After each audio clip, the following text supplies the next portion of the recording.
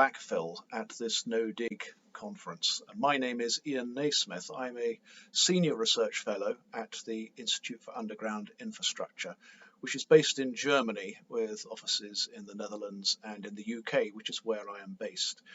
We are an engineering research institute that undertakes work primarily for sewer network owners to evaluate issues that they have and identify solutions.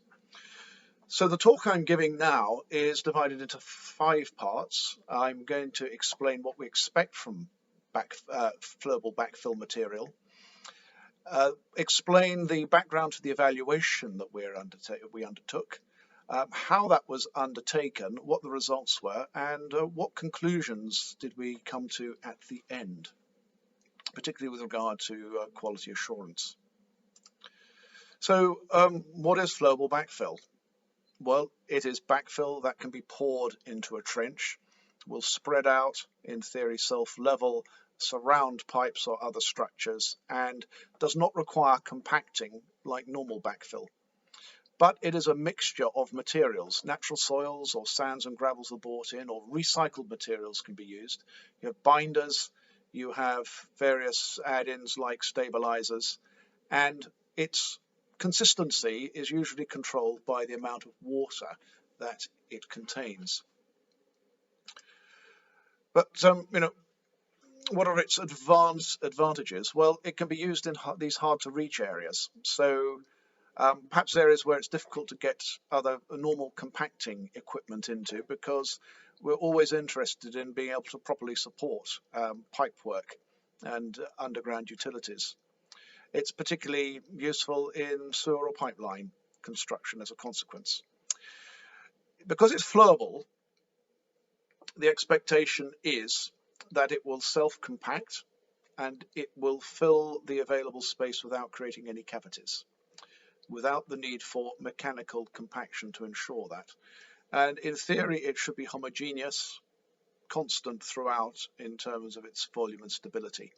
But particularly, what you want from a flowable backfill, which makes it different from flowable cements, foaming concretes, that type of thing, is that you can re-excavate it when you want to, and you should be able to re-excavate it easily, so you can get back down onto those utilities. We mentioned the homogeneous bedding of pipe. Now, one issue with conventional backfill is that it's difficult to get into the haunch areas underneath the pipe in order to properly support it. So with a flowable backfill, this should sort that issue out for itself.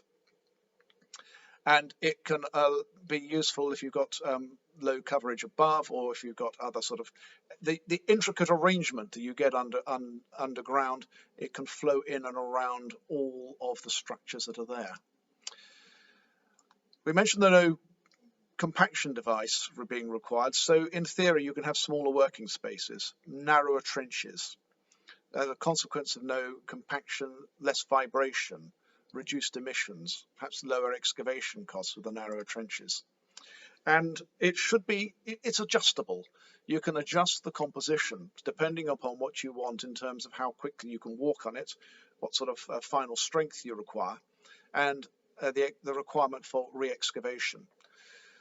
Because it sort of flows around with very little space or pores in between, it can provide protection against root intrusion and also against infiltration or exfiltration of water into or out of a pipe. And it can have properties in terms of being non-permeable to gas. However, it's a liquid. And so one of the things you have to be aware of is that if your pipes are empty, you may get buoyancy issues. So you have to use some form of buoyancy control. You need to consider the static calculations, because you're introducing this liquid into the trench, the interaction between it and the surrounding soil. And you may require lining of the narrow trench, and you need to be considering the fact that it's flowable, so it could leak into other spaces. So you have to be sure that there's nothing else it's going to go into where it shouldn't. So what it might look like at the end of the day: poured into a narrow trench, filling around the pipe.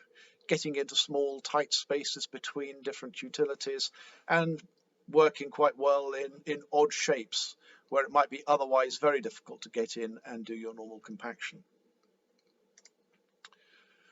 So, what did we do with our evaluation? Its objectives, and the objectives of all of these evaluations we do, are to create market transparency, to reduce the investment risk for the sewer pipe owner who is wanting to commission the pipe and use this material. The project we undertook was funded by the Ministry for Environment in North Rhine-Westphalia, which is Germany's largest state, Länder, and also from a group of 13 German sewer network owners, and they formed the steering group for the project. And the steering group made all the decisions, advised by IKT, but they selected the products to be evaluated, the manufacturers to use, the suppliers, development of the test concept, and what kind of evaluation scheme was used. The outputs from this are 2 reports. There is first a report on this comparative exercise we undertook, and then there is going to be, which is already published and in the public domain, and then there is a wider project report which will be published looking at the wider issues surrounding this and the QA lessons that were drawn out from it. And what does it mean for the market? The consequence of this exercise is that the sewer network owners understand quality assurance issues. They can call for improvements on products or look for improvement in products, and they become informed customers or informed clients who know what to ask for.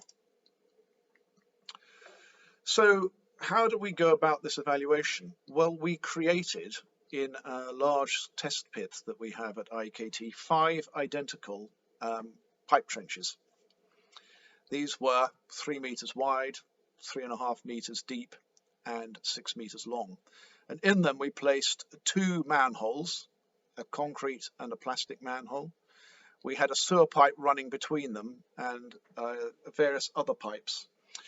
Also, we were interested in shoring. The next slide explains how this worked, because we wanted to know what happened when we ripped the shoring out of the sides of the simulated trench and to see what happened to the flowable backfill.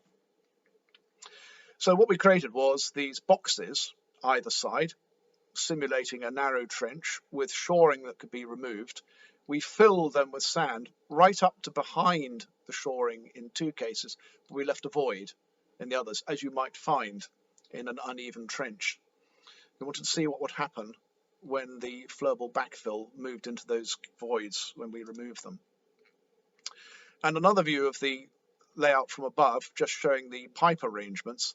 We were interested in how it would flow around small arrangements of pipes, so we created a little box of pipes here. We had the main pipe, which is at the bottom, and then we had 2 more sewer pipes higher up. Also, there were some cross members which are supporting taking the weight between the 5 cells. There were 5 identical cells like this. And we needed an evaluation scheme, and this is what the sewer network owners came up with. Now, it's divided into performance checks, maximum score 85%, and quality assurance, which accounted for a further 15% of the overall score. And we divided it into 3 phases. So we looked at how the product performed during installation, during use, and then at the end, disposal. So we dug it up to see what would happen and looked at the material. On the quality assurance side, we looked at various aspects to do with the delivery notes, what monitoring was in place by the installers, what quality issues, quality marks they had, training, and we also looked for anything notable which occurred during the project that we weren't expecting. Now, we had a couple of knockout criteria, or KO, as opposed to OK, the KO criterion. So if it didn't flow properly, that would be a failure outright in the installation phase. If it doesn't become strong enough to be able to build over, i.e. put a road back on it, that would knock it out in the use phase. And we also needed to know whether it could be re-excavated easily and recycled. So that was how the overall scoring system operated. We selected products. Now, there were 16 relevant products available on the German market that were discovered. This is in the last couple of years. The project finished this year. We looked at what we wanted in terms of composition of the material, the requirements set out by the steering group. It was important that it could be delivered within the state of North Rhine-Westphalia to our laboratory in Gelsenkirchen, where we were doing those tests, but we also had field sites where we had it poured into trenches, and we needed it to be delivered there, and it must have to be pumpable, because part of our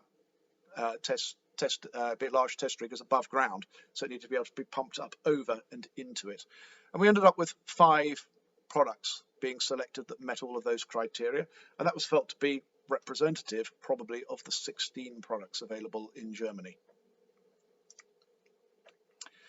So first of all, we did the installation phase. So we're looking here at flowability, how it could support pipes, what happened when we ripped that shoring out, how stable was it volume-wise, and the accessibility was how soon could you walk over it? And that scored variously scored, contributing 40% to the overall 85% for the performance checks. So with the flowability, the most basic test is done as you might do with other types of flowable concretes, etc. It's spreadability. How wide does it spread when a certain amount is poured from a particular height? And we looked to see how that would function. And there were a range of issues as well to do with it. The consistency of the material, its stability. Self-leveling was interesting. We only put the poured the product in at one corner of the trench, and when it was finished, we looked to see did it actually level across the whole trench, or was it higher at one side and lower at the other. Now, anything you see in green means that it was fine. Anything in yellow means that there were some issues with it. We scored up the points and we issue a grade. Now, we use a grading system from 1 to 6. Grade 1 is excellent, down to grade 6, which is poor, or rather not usable. So you will see this throughout the presentation.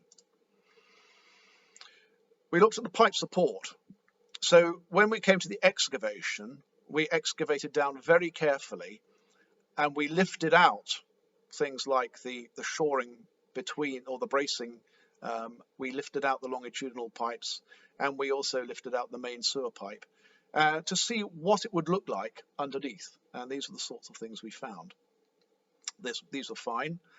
We did find in some cases that there were small voids, but overall those were statically irrelevant. When we did the static calculations, they were not going to severely impact the support to the pipe. And we got a range of results again, but one product actually we found we couldn't excavate. It had set so hard we had to use mechanical equipment to break it up, and so we were not able to tell how well that had actually performed as we were breaking it out of the ground. But with the others, we had 2 which had absolutely no issues. We had a few small cavities and 1 or 2 others, so we've got scores between 1 and 2 for the other 4 products.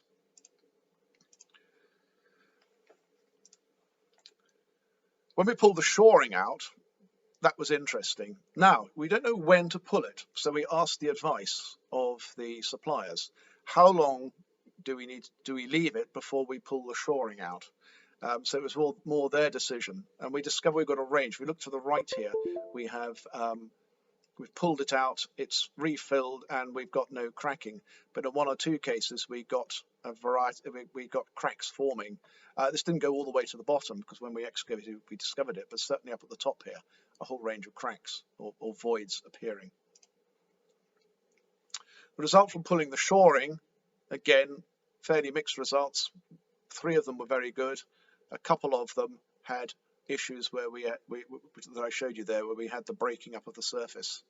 It could have been that we were advised to pull the shoring too late. So that is something that has to be considered with this type of product. We looked at volume stability. So this is a product containing water. And so in these tubes, we looked to see what happened in terms of settlement and also the settling out of the water above. And we scored them again. and we've got a range of scores from 1 to 2 here. Accessibility was this question of walkover. So we used some weights, and we were looking at, the requirement was that it should be at least after 12 hours. We got one product that could be walked over within 3.9 hours. One which took 30 hours, which scored a 6. This one here, 23 hours, scored a 5. Well beyond what we were looking for. So going to the use phase, we looked at the ability to build over. That was one of the failure criteria. So then we used a static load plate to look at what level of support it was able to produce. Now, it's after 28 days. This is a sort of a fixed time, but obviously in many cases it would have been possible to build over earlier than that. We had one product that took 56 days, and after 56 days it still wasn't properly supporting. Others, we had a 7-day value here. And we also looked at risk of subsidence, so we're looking at where does it shrink over time. So we did these initial volume stability, but we also then did some longer term exercises in pots where we were looking to see how it shrunk and whether we had issues of subsidence risk, but that was not an issue in most cases. Looking at the tree roots, when you have tree roots growing in or near a pipe is usually because it is following the path of least resistance. So a series of cracks on the surface here would allow tree roots into this structure, but as we discovered, it didn't go all the way through to the bottom. Also here around the sides of a couple of sides of the manholes, we're seeing a bit of shrinkage. And we also got odd little bits of shrinkage or cracks around the edge of shoring, which would be roots for roots to get through. We did do some experiments in pots with ordinary soil and pots containing the liquid fill, and we did in one case have some evidence of roots managing to get through the liquid soil, but in most cases they couldn't. So again, a range of scores were achieved from the different planting trials. When it came to disposal, we did have some issues. The steering group members went in with spades. This is them trying to dig into the surface of one of the soils, which they couldn't do. We ended up having to get the contractor in with digging gear to cut it out, and it was not successful as a consequence. So with re-excavatability, we actually had 2 products which proved very difficult to excavate, and only one which was really excavatable, but the other 2 weren't too bad. With recycling, that again was interesting. We had to look at the recyclability and using a scoring system in Germany, which is based upon acceptance in landfill sites. We did have one product which would not have been acceptable in a landfill because of its chemical composition. And then when we moved on to look at the quality assurance, we found a range of results there, ranging from no issues, which shown in green here, to some minor issues to do with training, etc. But under conspicuous features, one product, they didn't deliver enough material. They had to go back and get some more, so we didn't get what we had originally asked for. There was some issue with the calculation of how much material was delivered to site. One product as well, they ended up adding some water when they got on site in order to make it flow better, and then we discovered that the warranty was invalidated because water had been added on site. And one product, we had an issue when excavating it of the smell of ammonia, which exceeded the acceptable limits, and we ended up having to use gas masks for the staff when they were excavating. So the overall scores that we got from these products, bearing in mind, this is the overall score, and it's rated upon 85% for the performance and 15% for the quality assurance. So we had a couple of goods, one unsatisfactory, which was the reason it was marked down was because it was a bit difficult to re-excavate, and we had 2 that turned out to be inadequate. One because it was more or less solid when we tried to re-excavate it, and we had the one which had a number of issues to do with particularly the recycling and disposal. So if you remember, we had these knockout criteria that if you failed them, that meant that it wasn't acceptable in that formulation. So what were our conclusions? We found large differences in quality, as you can see. But we did discover that the various advantages of flowable backfill could be achieved in terms of pipe support, flowability, and re-excavatability. Generally, it was calculated they could be built over after 7 days, and it may obviously be less. You could do more calculations possible. We realized that the knockout criteria that had been identified by our steering group were the ones that people should be looking out for. And it was realized that a lot of the issues that were discovered, the one that wouldn't excavate and the one that had various issues to do with its recyclability, were down to the management or the quality assurance of the mixing plant and the materials that were used. So that is something which is normally out of your control, and you've got to rely on good QA by the supplier. There is a real conflict, if you like, between re-excavatability and being able to walk over or build over quickly. So that is down to the formulation, the mixing, and that needs to be carefully taken into account. We discovered that when you pull the shoring out, you can get disturbance, and that is a bit of an art getting that right and knowing when to remove the shoring. So that's based upon experience. And quite clearly, there is a requirement for quality assurance and supervision on the construction site. We realized as well in Germany there were very few suppliers who could supply across the whole of Germany, so it tends to be more a sort of a local supply is the way in which this market works. And to finish with, I mentioned that there is a report which is publicly available on the website. You can find it again through our IKT website or using this link. There will be a full report out in due course, and there's contact details at the bottom here